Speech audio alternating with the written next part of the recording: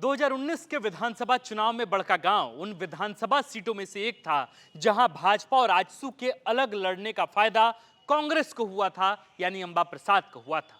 सीधे शब्दों में कहें तो भाजपा के लोकनाथ महतो को मिले थे 31,700 वोट, आजसू के रोशनलाल चौधरी को मिले थे 67,300 वोट और कांग्रेस के अंबा प्रसाद को मिले थे 98,800 वोट। यानी कि भाजपा और आजसू के वोटों का योगफल होता है 99,000 वोट, जो अंबा प्रसाद को मिले वोट से अधिक थे। इसमें अगर आप जेवीएम के लगभग 3,500 वोटों को जोड़ दें तो आजसू और भाजपा का गठजोड़ अंबा प्रसाद पर भारी पड़ता है।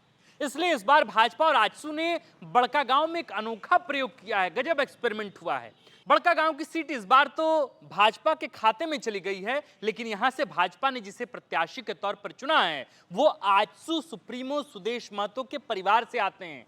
चंद्र प्रकाश चौधरी के अपने भाई हैं, इसलिए कई लोग यह भी कह रहे हैं कि यहां से भाजपा की टिकट पर आजसू के नेता चुनाव लड़ रहे हैं। जो भी हो, लेकिन इस बार अंबा प्रसाद की सीधी लड़ाई भाजपा के और आजसू दोनों के प्रत्याशी रोशनलाल चौधरी से है और पिछले 15 सालों में पहली बार यहां आमने सामने की लड़ाई होने जा रही है। क्या भाजपा और आजसू का यह प्रयोग बड़कागांव में काम आएगा या फिर क्या दूसरी बार कांग्रेस की टिकट पर जीत हासिल करने में कामयाब हो जाएंगी अंबा प्रसाद?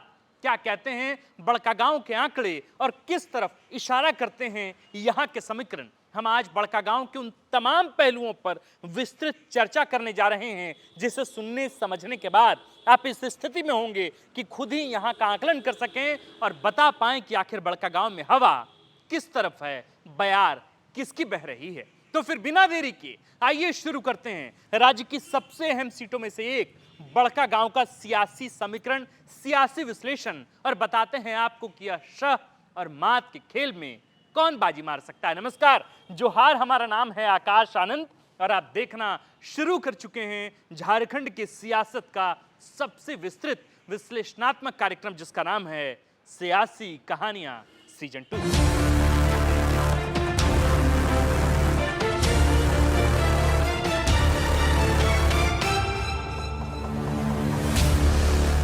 बड़कागांव रामगढ़ जिले में और हजारीबाग लोकसभा क्षेत्र में आता है। यह एक सामान्य सीट है, किसी भी जाति या वर्ग के महिला या पुरुष यहां से चुनाव लड़ सकते हैं।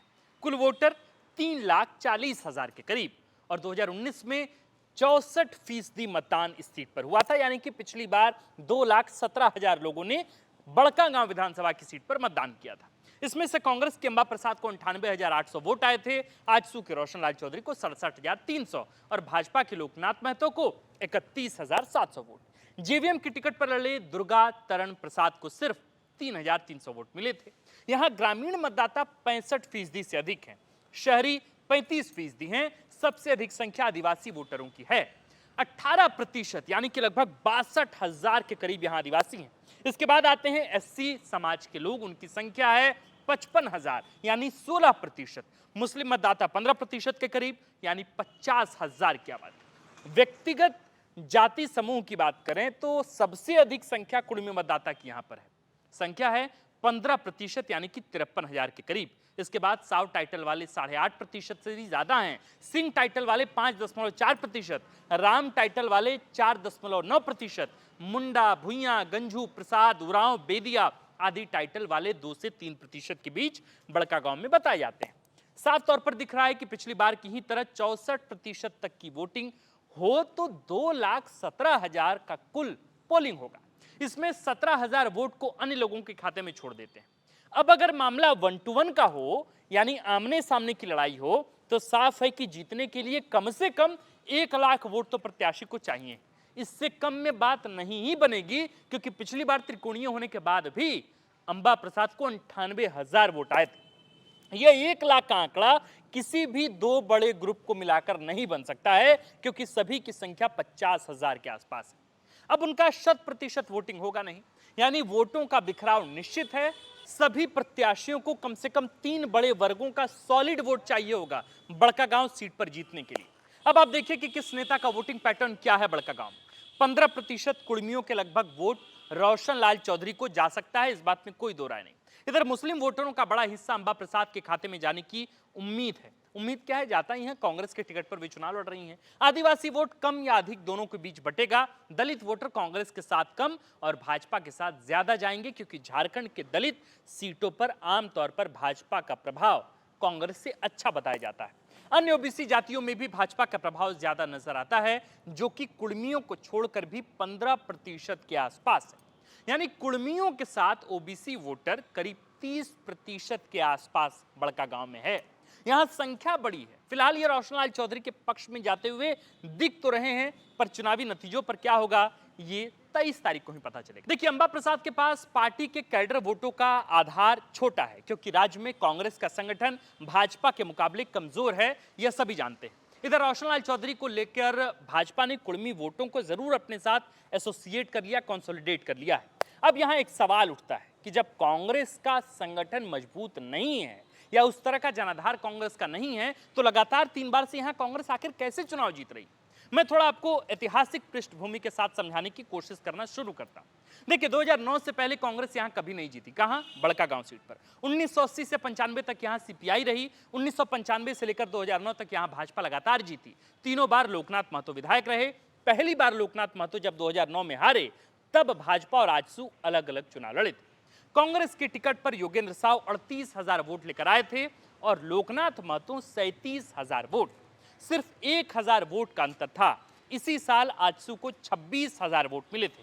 यानी अगर आजसू नहीं होती तो लोकनाथ महतो का जीतना तय था। 2014 में भी स्थितियां ऐसी ही रही। इस साल आजसू और भाजपा साथ साथ थे। आजसू ने रोशनलाल चौधरी को टिकट दिया था, लेकिन इस साल जेवीएम भी चुनावी मैदान में थी।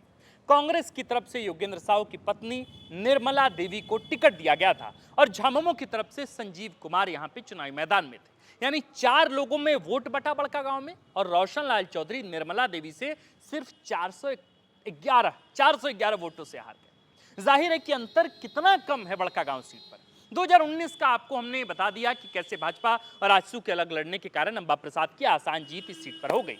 इस बार की स्थिति पिछले तीनों चुनाव से बिल्कुल अलग है, अलहदा है, इसलिए परिणाम भी अलग हो सकते हैं। हालांकि इस बात की चर्चा करनी जरूरी हो जाती है कि अंबा प्रसाद भी कड़ी मेहनत कर रही हैं, विशेषकर महिला वोटरों पर वे फोकस कर रही हैं, लेकिन इस बार उनके लिए स्थितियां आसान नहीं होने वाली है।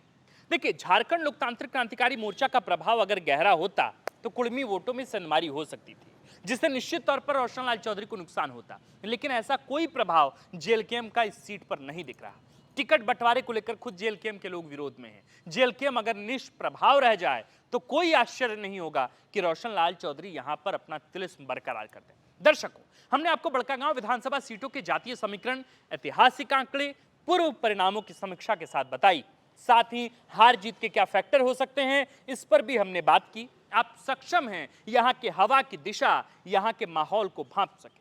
हमने आपको पहले भी बताया है कि हम आपको किसी भी सीट पर अपना अनुमान नहीं बता पा रहे, लेकिन आप तक वहां की सभी जरूरी जानकारियां जरूर पहुंचा रहे हैं। देखिए, अनुमान अभी से प्रेडिक्शन करना, फिर वो बाद में कितना सही होगा कितना गलत, ये तो कोई नहीं जानता। कितने भी बड़े राजनीतिक पंडित, राजनीतिक चाणक्य क्यों ना हो, वे 100% के साथ, गारंटी के साथ नहीं कह सकते कि सीट निकल रही है कि फंस रही है। आपको ये जानकारी दोस्तों कैसी लगी, हमें कमेंट कर जरूर बताइए, हमें जरूर लिखकर बताइए। अगर आपको लगता है कि ये वीडियो आपको पसंद आई, अगर आपके घर परिवार में जो लोग बड़कागांव की राजनीति को समझने के इच्छुक हैं तो उनको दिखाइए, बाकी कई दर्शकों तक दिखाइए। देखिए, एक जाते जाते एक बहुत महत्वपूर्ण बात है, बड़कागांव में मूल समस्याएं क्या क्या है। बड़कागांव की मूल समस्या विस्थापितों की समस्या है। बड़कागांव में बेरोजगारों की समस्या है। जब हम वहाँ के आसपास के इलाकों में घूम रहे थे, तब वहाँ के पढ़े लिखे ग्रेजुएट लड़कों ने कहा कि भाई, हमारी पढ़ाई लिखाई तो हो गई, लेकिन हमें नौकरी की व्यवस्था नहीं हो पा रही। एनटीपीसी जो पकड़ी बरवाडी कोल माइंस है, वहाँ ज्यादातर बाहरियों को कहा जाता है कि नौकरी मिली है। ऐसे में समस्या विकराल हो जाती है, खासकर बड़कागांव विधानसभा की सीट पर। जब वे कहते हैं कि जमीन भी उनकी गई, जब वे कहते हैं कि धरती भी उनकी गई, जब वे कहते हैं कि उनका मैन पावर चला गया, उनकी पेशतनी मकान जो है वो खत्म हो गए, लेकिन इसके बावजूद पढ़े लिखे लड़के नौकरी करने में असक्षम हो जाते हैं, क्योंकि व्यवस्थाएं उस तरीके की नहीं बनी। तो विस्थापितों का मुद्दा रहेगा, इसके अतिरिक्त बेरोजगारी का मुद्दा भी वहां पे रहेगा। हालांकि बेरोजगारी का मुद्दा अगर देखें तो सब जगह पर वही होगा, लेकिन विस्थापितों का मुद्दा सबसे बड़ा है और इस बार वही लोग खेल भी कर सकते हैं। बाकी आप देख रहे थे द फोर्थ पिलर। मुझे उम्मीद है कि आपको ये वीडियो पसंद आई होगी। अगर आई तो आप अन्य लोगों तक शेयर कीजिए। बाकी छठ पर्व की, छठ महापर्व की आप तमाम दर्शकों को बहुत सारी शुभकामनाएं। शुक्रिया।